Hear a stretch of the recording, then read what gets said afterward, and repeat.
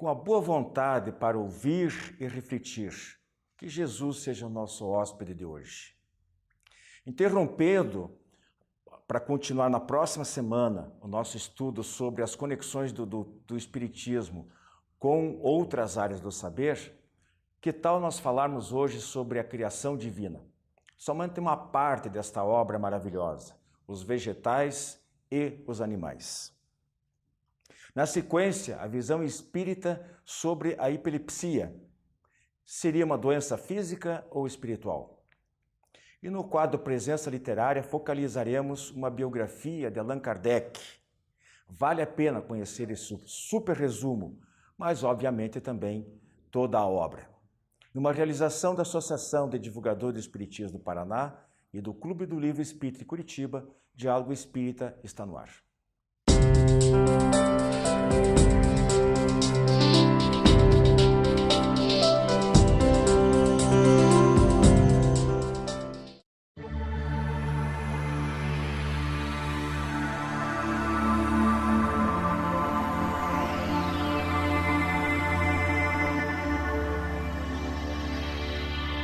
No tema livre de hoje, vamos conversar sobre animais e plantas e verificarmos qual é a relação desses temas com o próprio psiquismo humano. Nós estamos aqui com o Parchin, com o Joilson, nossos companheiros, que nos ajudarão, não é, a dialogarmos, porque certezas e conclusões definitivas sobre o tema nenhum de nós tem. Mas sobre o que o Espiritismo pensa a respeito disso.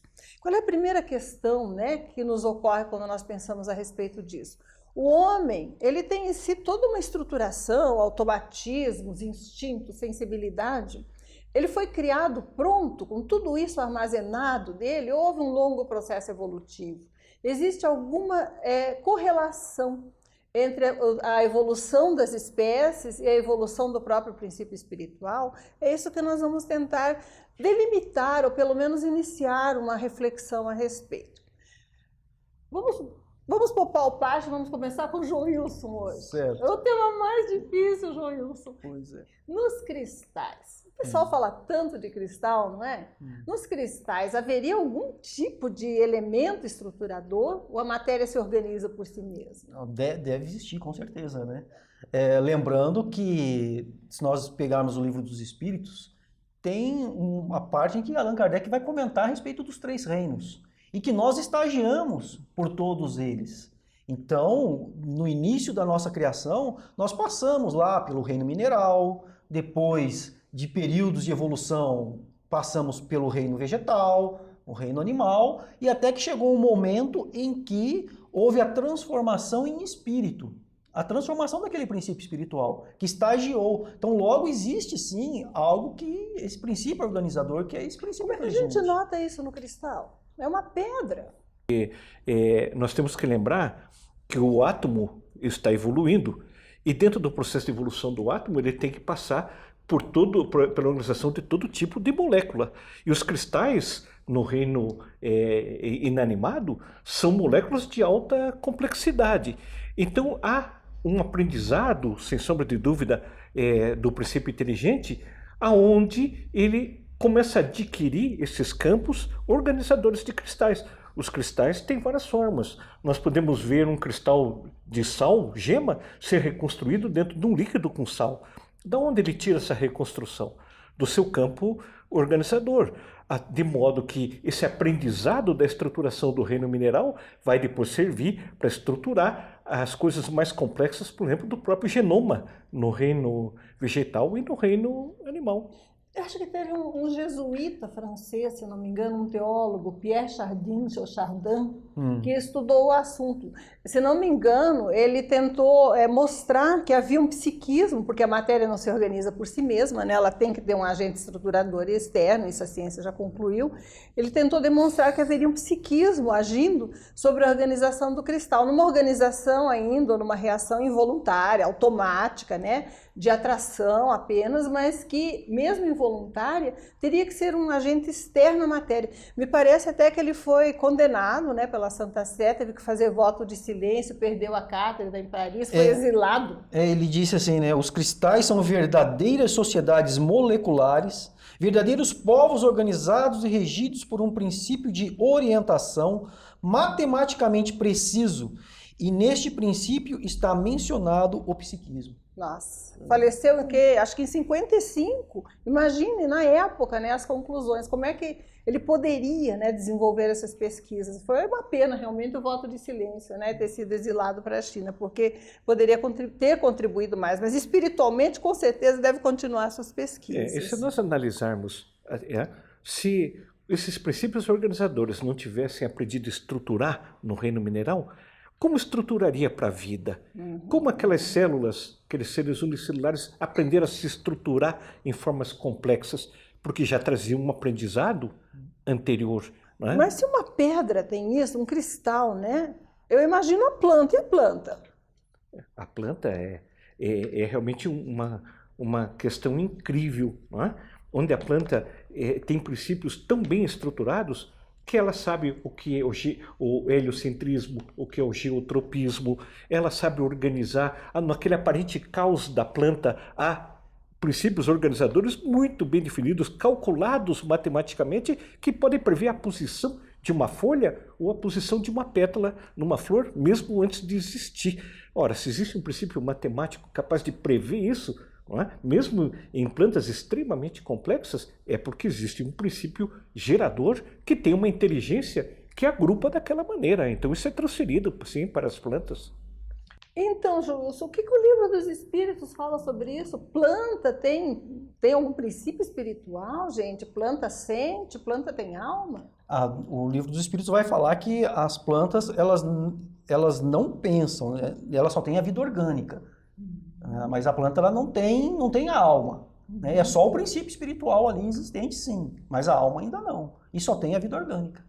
Entendo. O que você acha, Pacha? Bom, nós temos que lembrar que a planta foi, dentro do processo de evolução, ela foi onde primeiro surgiu a sexualidade. Foi na planta, nos vegetais superiores, que começou o princípio masculino e o princípio feminino. Então nós vemos o projeto de evolução, né? O projeto de crescimento. As plantas têm esse campo de organização que chegaram a evoluir daqueles vegetais primitivos, como uma avenca, uma samambaia, um fungo, né? Que não é exatamente um vegetal, os líquens, para chegar nos vegetais inferiores e ter essa dualidade.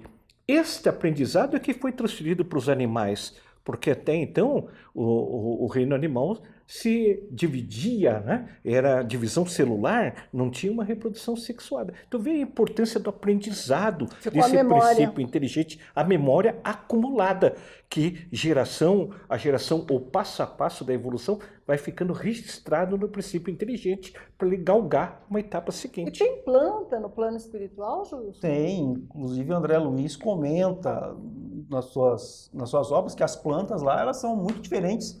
Haveria um princípio psíquico que é possível sobreviver em outra dimensão vibratória. Outra dimensão, tem sim. Muito interessante. Imagino, então, animais. Se mineral, né, que é pedra, tem um psiquismo que organiza.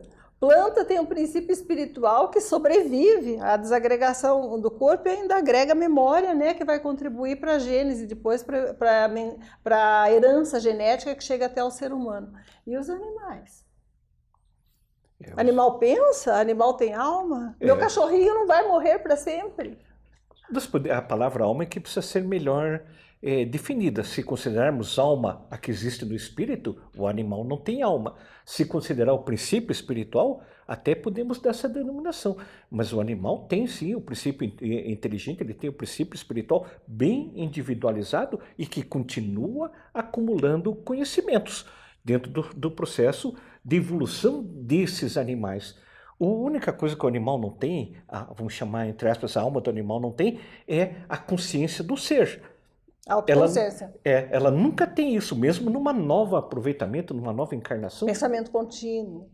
Dizem que não tem também, né? Não que tem. Pensam, raciocinam, mas não tem pensamento contínuo. Existe uma inteligência rudimentar que vai permitindo esse animal ter cada vez mais habilidades. Nós não podemos. Essa semana teve na TV uma coisa interessantíssima nos programas: os macacos que tiram ostra de pedras com ferramentas.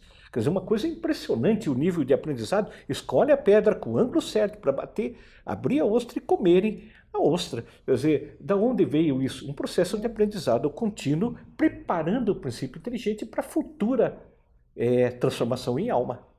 Se tem um princípio espiritual que sobrevive, que já é individual, porque o animal tem característica própria, não tem? Cada bicho superior, pelo menos, não digo os mais primitivos, eles têm um cachorro, cavalo, tem suas, parece que personalidade, né? Tem alguma característica que distingue dos outros. E depois que morrem, para onde eles vão? Se gente boa vai para um lugar bom, gente má vai para um lugar não tão bom, pelas notícias que a gente tem, né? E bicho? Então, existe uma equipe de espíritos no plano espiritual que, assim que o animal desencarna, eles já recolhem esse animal e preparam ele para novas reencarnações, novos processos de aprendizado.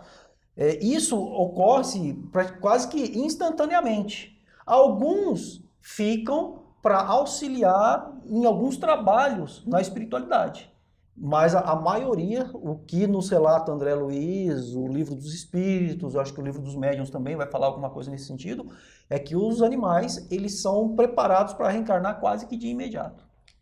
Como é possível, não é, o psiquismo animal sobreviver no plano espiritual, Pacha? Na verdade, esse é um ponto que ainda há muita controvérsia. Se nós analisarmos as obras básicas, Kardec não aborda isso. Não é? Ele só aborda essa questão do reaproveitamento imediato, não é? E um novo processo de evolução. Já André Luiz traz a notícia de animais no plano espiritual, mas ele coloca um parênteses: não são espíritos de animais errantes, são animais específicos do plano espiritual que trabalham na sua evolução sob o cuidado de seres humanos. Então nós temos que separar os animais existentes no plano espiritual dos animais existentes na Terra. São processos evolutivos diferentes que devem levar ao mesmo objeto, né? Mas isso é uma novidade que veio com André Luiz. Às vezes, até nas comunicações mediúnicas, né, a gente vê espíritos que desencarnam e reencontram familiares e às vezes tem algumas visões ou descrevem seus animais. A gente não sabe bem como isso funciona, mas com certeza, né, se tudo que existe tem uma finalidade, Deus sendo justo, né, ia deixar um princípio espiritual, um animal, né, acabar, destruir para sempre, não tem lógica, não acha? Pois é, tudo tem a sua continuidade. Agora, o como que se dá essa continuidade é que nós ainda desconhecemos. Entendo. A questão é realmente bem complexa. O que nós podemos concluir disso? O que vocês acham que nós podemos concluir em relação à própria evolução que chega ao ser humano, não é? Nós temos um psiquismo, então, que se desenvolve, adquire experiências e vai acumulando por si mesmo. Quer dizer, aquela frase, o homem é herdeiro de si mesmo, nesse ponto de vista, se justifica. Eu acredito que sim, né? Só que nós temos que colocar bem isso. O psiquismo é inerente ao ser humano, à alma.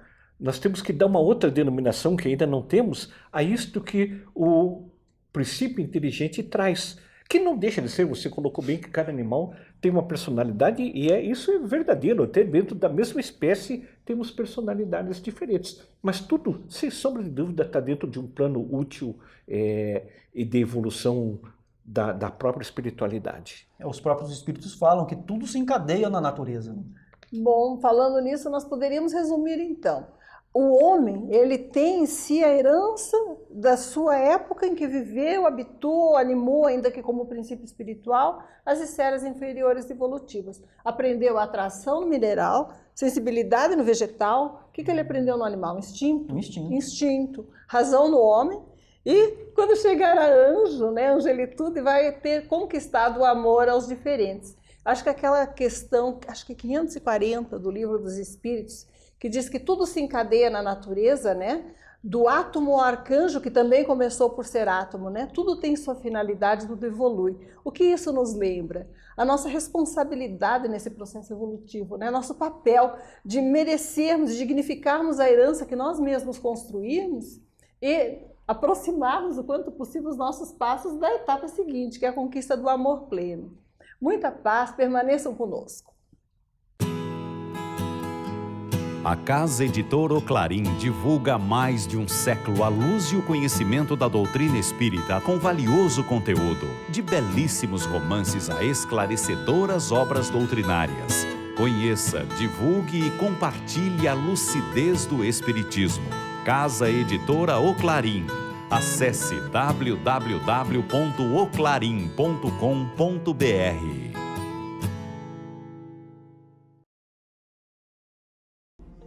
As encadernações da revista Ser Espírita, um acervo para o presente e para o futuro.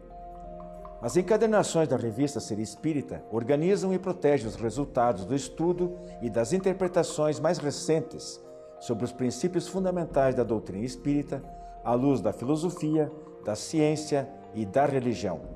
Cada encadernação contém 6 edições, das 30 unidades publicadas até o momento. Você agora pode adquirir a coleção da revista Ser Espírita, contatando www.livrariaserespirita.com.br. A editora espírita O Clarim é uma das mais antigas do país, com cerca de 2 centenas de publicações de primeiríssima qualidade. Um de seus últimos lançamentos é o romance O Eterno Caminho do Bem, do espírito Caibar Schutel, psicografado por Sérgio V. Grande. Conta a saga de um benfeitor espírita que alterou o panorama de muitas vidas, dentre elas a da jovem Eleonor. Eugênio é o desbravador dos campos escuros do materialismo e do preconceito religioso. Pedidos pelo e-mail oclarim@oclarim.com.br ou telefone 16 3382 1066.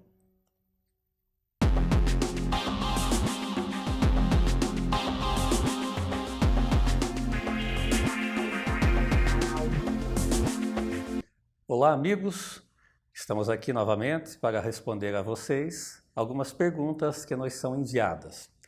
E a pergunta de hoje, como já foi dito na abertura do programa, diz respeito à epilepsia.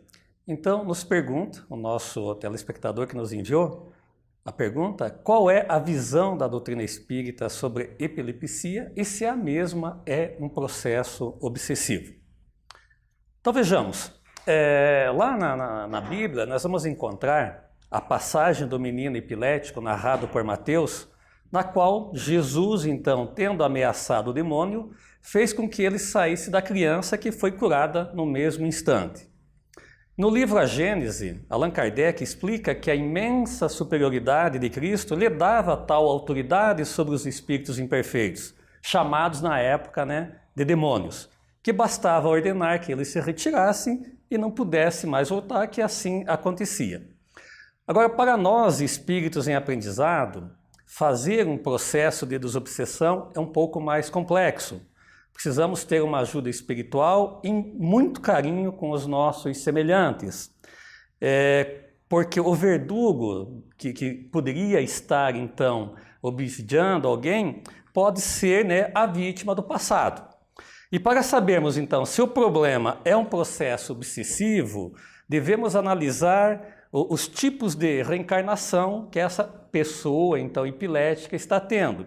Se é uma expiação, se é uma prova, se é uma missão ou coisa parecida. Então é muito complexo, não tem como dizer se pode ou não ser também um processo obsessivo.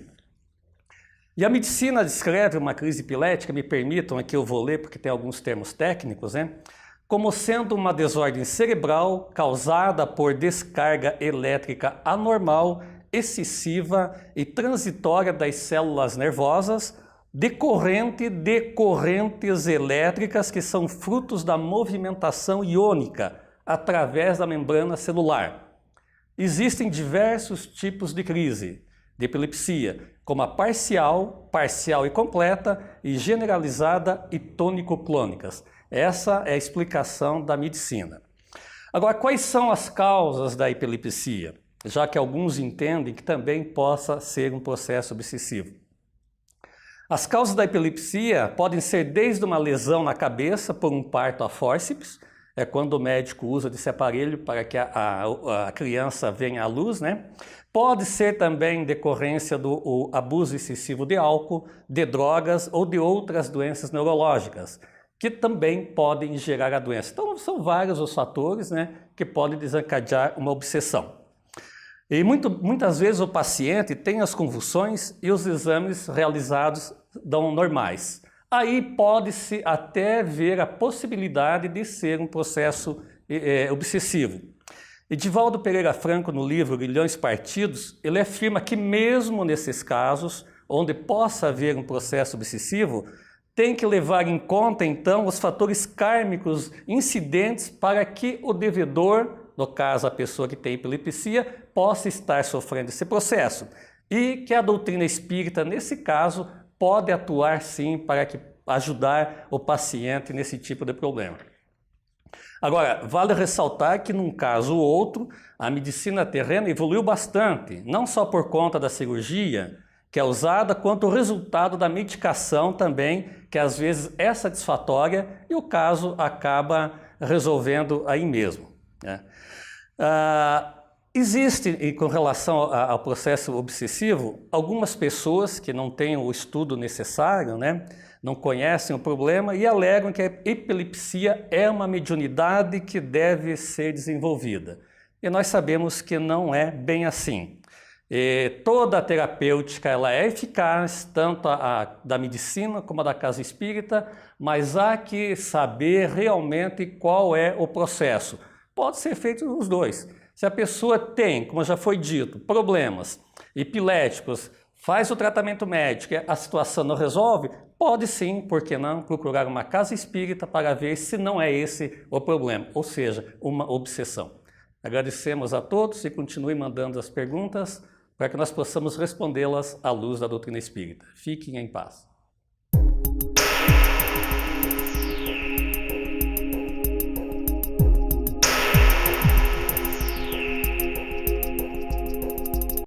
Kardec, a biografia de Marcel Souto Maior, é o livro que nós vamos resenhar hoje aqui no Presença Literária.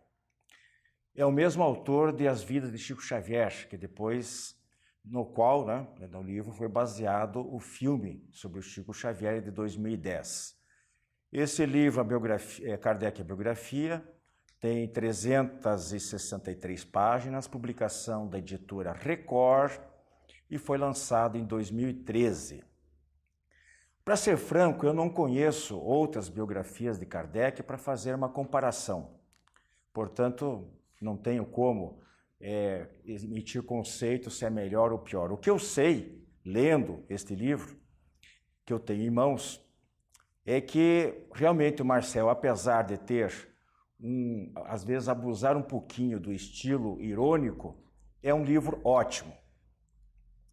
A narrativa inicia com Kardec assistindo pela primeira vez uma sessão espírita, de manifestação de espíritos através das chamadas, então, mesas girantes ou mesas falantes, em 8 de maio de 1855, na casa da senhora Planimaison. Mas ele não deixa de mencionar outros fatos anteriores, principalmente ligados à formação intelectual muito sólida do codificador do Espiritismo e das suas atividades profissionais, do até então professor Hippolyte Léon Denisard de Rivail. O livro traz em detalhes a luta enfrentada pelo codificador desde então até a sua desencarnação em 1869, as perseguições do clero, as chacotas da imprensa, o descaso e o preconceito dos cientistas, as fraquezas dos falsos médiuns e as incompreensões internas, além das dificuldades materiais que Kardec tinha nesse período, e as suas próprias dúvidas iniciais, na separação daquilo que poderia realmente ser considerado como fatos e aquilo que não passava de enganos involuntários. Disso tudo resulta o retrato de um homem missionário, possuidor de inúmeras virtudes, mas, apesar disso, humano. Um homem que tinha emoções, um homem que às vezes sentia fadiga, um homem que tinha necessidade, às vezes, de assumir ações mais duras e que tinha a procura, a busca do diálogo e da proteção, às vezes mais dos desencarnados do que dos próprios encarnados. Kardec vê, estuda, compara, conclui, se convence e daí em diante defende uma postura e uma firmeza inquebrantável, seja qual for o inimigo ou o tipo de ataque que venha desse inimigo. Mas, principalmente na defesa dos princípios estabelecidos pelos instrutores espirituais. E lá desfilam diante dos nossos olhos, de modo ordenado, cronológico e com riqueza de detalhes, tantos coadjuvantes que a gente já ouviu falar, alguns deles estrelas de primeira grandeza. As precursoras Irmãs Fox nos Estados Unidos, as Irmãs Baldan e a Senhorita Jafé, que intermediaram grande parte, fizeram esse intercâmbio entre os desencarnados, espíritos benfeitores e o próprio Kardec. Os ensinamentos e conselhos espirituais de Zéfiro e do Espírito da Verdade. O médico de Mer, que Allan Kardec só conheceu depois de desencarnado, porque se comunicava na Sociedade Parisiense de Estudos Espíritas, e que se tornou zeloso da própria saúde de Kardec. O doador Jobard, que insistia em cobrar medidas mais ousadas por parte de Kardec na divulgação da doutrina espírita. A dedicada companheira Amélie e o jovem astrônomo Camille Flammarion, que, à beira do túmulo de Kardec, se expressou como sendo este o bom senso encarnado. O editor Didier Eley-Marie, que era o importador dos 300 livros espíritas queimados em praça pública no Alto de Fé de Barcelona. A médium Irmãs Dufault, biografando Joana d'Arc por ela mesma. E Madame Girardin, reforçando a convicção do escritor Victor Hugo. As exibições do fenômeno de Daniel Douglas Hume e dos irmãos Davenport, que atiçavam a curiosidade, ao mesmo tempo que provocavam críticas maldosas e às vezes até mesmo justas. Enfim, Kardec, a biografia, é uma oportunidade rara de se conhecer melhor a figura do codificador da doutrina espírita e a forma como esta foi estruturada, razão pela qual, passados 110 anos, o edifício permanece sólido, uma grandeza granítica em benefício de toda a humanidade. Então, recomendo a biografia de Kardec, que é de um autor não espírita, portanto isento, mas que traz um material muito rico de informações para todos nós, espíritas e não espíritas. Muito obrigado pela atenção de vocês e até a nossa próxima semana. Clube do Livro Espírita de Curitiba. Mais de 2 décadas consolando corações, iluminando consciências. Associe-se e tenha o melhor da literatura espírita em sua casa. Descontos de até 60% no preço de capa e no primeiro ano ainda ganha uma assinatura grátis do jornal Comunicação Espírita. Acesse também a nossa fanpage no Facebook da AD Paraná. Associe-se agora e contribua para a manutenção deste programa.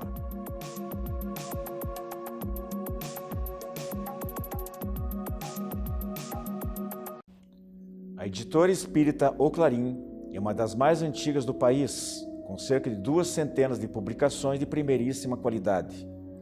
Um de seus últimos lançamentos é o romance O Eterno Caminho do Bem, do espírito Caibar Schutel, psicografado por Sérgio V. Grande.